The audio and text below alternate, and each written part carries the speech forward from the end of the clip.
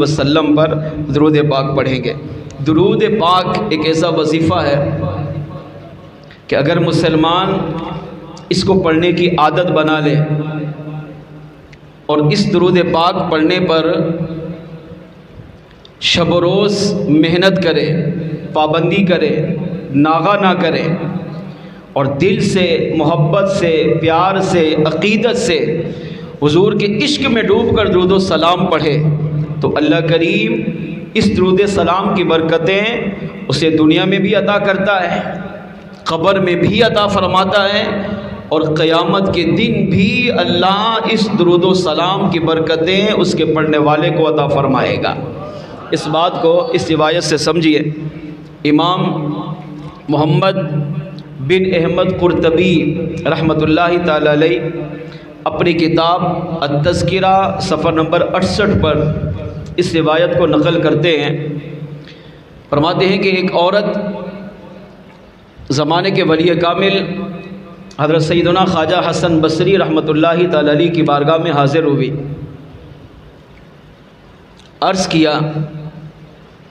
میری جوان بیٹی فوت ہو گئی ہے اور میں چاہتی ہوں کہ میں اسے دیکھوں وہ قبر میں کس حال میں ہے۔ بڑی توجہ سے سنیے گا۔ ہمارے ہاں بھی جب کسی کا انتقال ہوتا ہے تو گھر والوں کی یہ خواہش ہوتی ہے کہ ہمیں پتہ چلے کہ وہ قبر میں کس حال میں ہے۔ بعض لوگ باقاعدہ آ کر وظیفہ مانگتے ہیں کہ ایسا وظیفہ دے کہ مجھے پتہ چلے، میں وہ پڑھوں تو میں دیکھوں میری ماں قبر میں کس حال میں ہے۔ کیا اس کی قبر جہنم کا گڑھا بنی ہوئی ہے یا اس کی قبر جنت کا باغ بنی ہے؟ یہی سوچ، یہی تمنا، یہی تڑپ لے کر یہ عورت خواجہ حسن بصری رحمۃ اللہ تعالی علیہ کی بارگاہ میں حاضر ہوئی اور عرض کیا کہ یا سیدی مجھے ایسا عمل بتائیں، ایسا ورد بتائیں، وظیفہ بتائیں کہ میں وہ کروں تو مجھے میری بیٹی خواب میں نظر آئے۔ آپ نے ارشاد فرمایا تو یہ عمل مت کر، کیونکہ جب انسان انتقال کر کے اگلے جہاں چلا جاتا ہے عالم برزخ میں، اب وہ کس حال میں ہے اس کے حال پہ چھوڑ دینا چاہیے۔ اگر پتہ ہے کہ وہ گناہگار تھا یا گناہگار تھی تو پھر اس کے لیے استغفار کرنا چاہیے، اصالہ ثواب کرنا چاہیے، اس کے لیے دعائیں کرنی چاہیے اور اگلی زندگی، قبر کی، آخرت کے مراحل اس کے اچھے ہو جائیں، اس پر اپنے رب کی رحمت پر امید رکھنی چاہیے۔ تو آپ نے اسے سمجھایا کہ اس کا حال مت دیکھو، جس حال میں ہے بس رب کے حوالے کر کے چھوڑ دو۔ مگر ماں تھی، ماں ہوتی ہے، ماں کی ممتا سے برداشت نہ ہوا۔ عرض کیا یا سیدی مجھے بتائیے، عمل بتائیے، میں جاننا چاہتی ہوں میری بیٹی قبر میں کس حال میں ہے۔ آپ نے اسے ایک عمل بتایا، فرما جاؤ سونے سے پہلے یہ عمل کرو تو اللہ کریم تمہیں خواب میں اپنی بیٹی کا حال دکھائے گا کہ تمہاری بیٹی کس حال میں ہے۔ عورت اٹھی، اپنے گھر گئی، اس عمل کو جا کر شروع کیا۔ چند دن بعد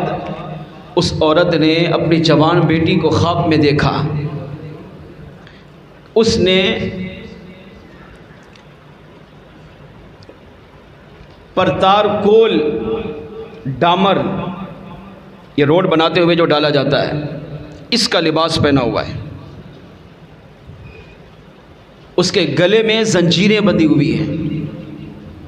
اور اس کے ہاتھ پاؤں بندھے ہوئے ہیں اور وہ بے حال ہے اور مدد کے لیے چیخو پکار کر رہی ہے۔ ماں نے جب اپنی بیٹی کا یہ حال دیکھا تو اسے بڑا رنج ہوا، صدمہ ہوا۔ اگلے دن خواجہ حسن بصری رحمۃ اللہ تعالی علیہ کی بارگاہ میں پھر حاضر ہوئی اور اپنا یہ سارا خواب سنایا۔ تو آپ نے ارشاد فرمایا میں نے تو تمہیں پہلے منع کیا تھا کہ اس کا حال جو بھی ہے رب پر چھوڑ دو، مت دیکھو وہ کس حال میں ہے۔ عرض کیا یا سیدی آپ دعا کریں اللہ کریم اسے اچھی حالت میں دکھائے۔ آپ نے فرمایا صبر کرو اور چلی جاؤ، میں اللہ کریم کی بارگاہ میں دعا کروں گا، اللہ اسے اچھے حال میں دکھائے گا۔ عورت وہاں سے رخصت ہوگی، ماں تھی، روتی ہوئی چلی گئی۔ خواجہ حسن بصری رحمۃ اللہ تعالی علیہ فرماتے ہیں کچھ عرصہ گزرا تو میں نے رات کو سویا تو خواب دیکھا کہ جنت سجی ہوئی ہے۔ میں باغ کی سیر کرتے کرتے کرتے اس جنت میں داخل ہوا، اندر گیا تو دیکھا ایک تخت بچھا ہوا ہے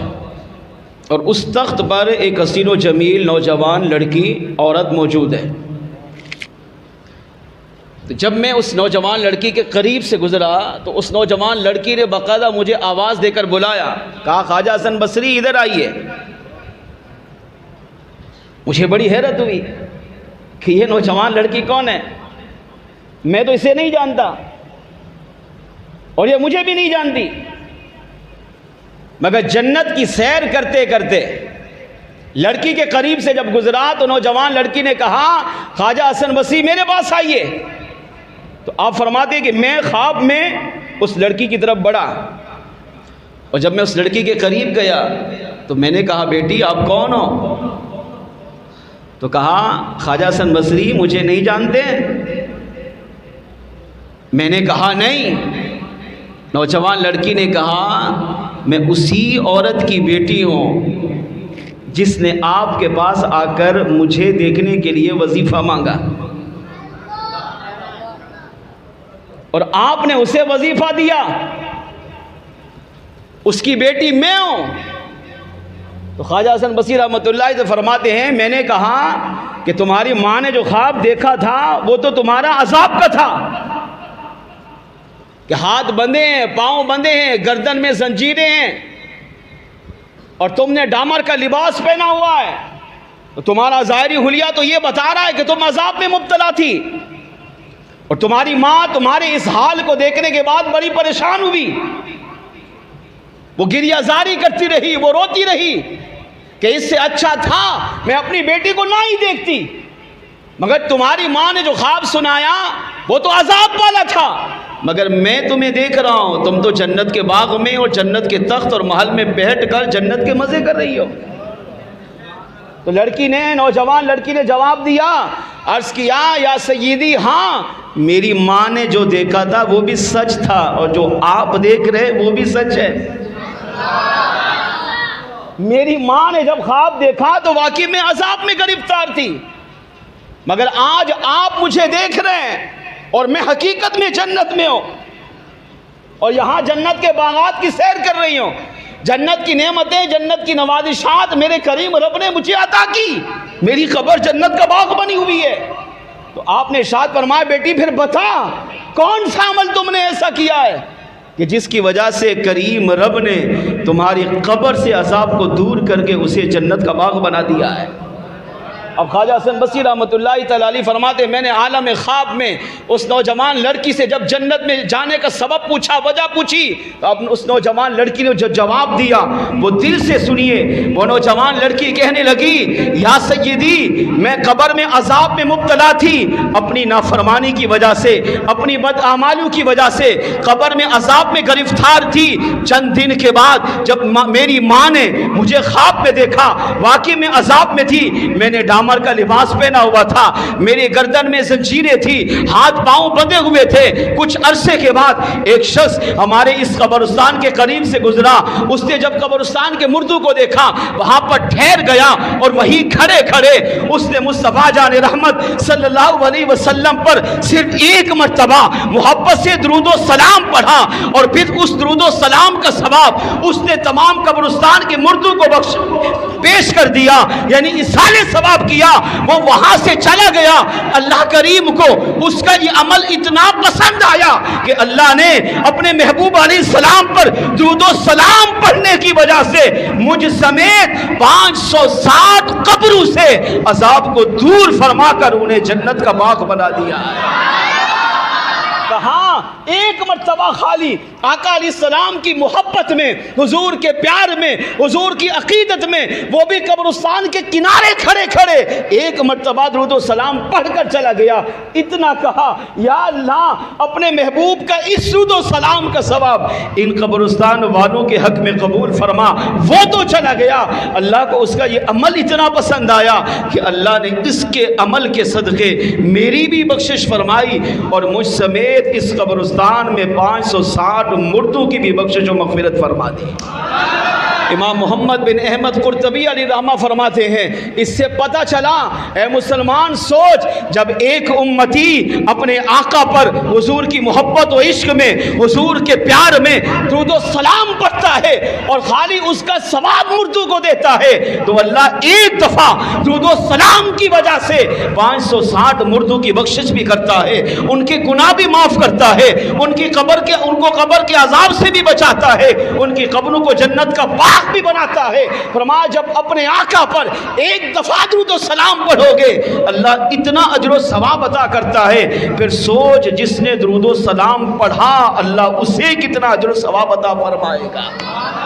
ہاں جب درود و سلام پڑھنے کا ثواب مردوں کو بچا سکتا ہے، ان کی قبر کو جنت کا باغ بنا سکتا ہے، تو جب پڑھنے والا